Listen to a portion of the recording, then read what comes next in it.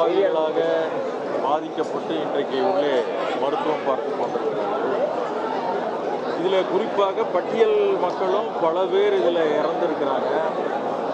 பட்டியல் மக்களும் இதில் இறந்திருக்கிற காரணத்தினால இந்த யார் இதற்கு பொறுப்பானவர்களோ அவர்கள் மீது வன்கொடுமை தடுப்பு சட்டத்திலே வழக்கு பதிவு செய்து அவர்களை கைது செய்ய வேண்டும். குறிப்பாக நான் வெளிப்படையாக சொல்கிறேன், நடிகர் விஜயை கைது செய்ய வேண்டும் என்று ஆதித்தமிழர் பேரவை கோரிக்கை வைக்கிறது.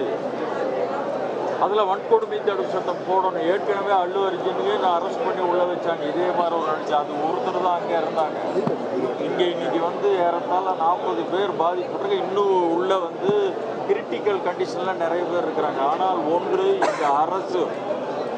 இந்த அரசினுடைய முதல்வர் தளபதி அவர்கள் மிக சிறப்பான ஏற்பாடுகளை செய்து நேருக்கு நேர் உடனடியாக இரவோடு இரவாக பார்த்து சென்றிருக்கிறார் என்பது மட்டுமல்ல, இன்றைக்கு ஏற்பாடு செய்திருக்கிற அத்துணை ஏற்பாடுகளும் முதல்வராலும் அல்லது மருத்துவ கல்வி அமைச்சராக எல்லா அமைச்சர்களும் இந்த மாவட்டத்தைச் சேர்ந்த அமைச்சர்களும் அந்த மக்களுக்கு பாதிக்கப்பட்ட மக்களுக்கு எல்லா விதமான ஏற்பாடுகளையும் ரொம்ப அருமையாக செய்திருக்கிறார்கள். அது ஓரளவு மனநிறைவு தருகிறது என்றாலும் கூட இதில் இந்த நிகழ்ச்சிகளுக்கு இந்த மரணத்துக்கு பொறுப்பானவர்கள் மீது இந்த அரசு தயங்காமல் கொஞ்சம் கூட தயக்கம் காட்ட வேண்டிய அவசியமே இல்லை.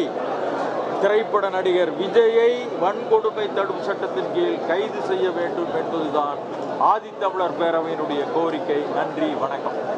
உடனுக்குடன் செய்திகளை தெரிந்து கொள்ள சன் நியூஸ் பெல் ஐகானை கிளிக் பண்ணுங்க.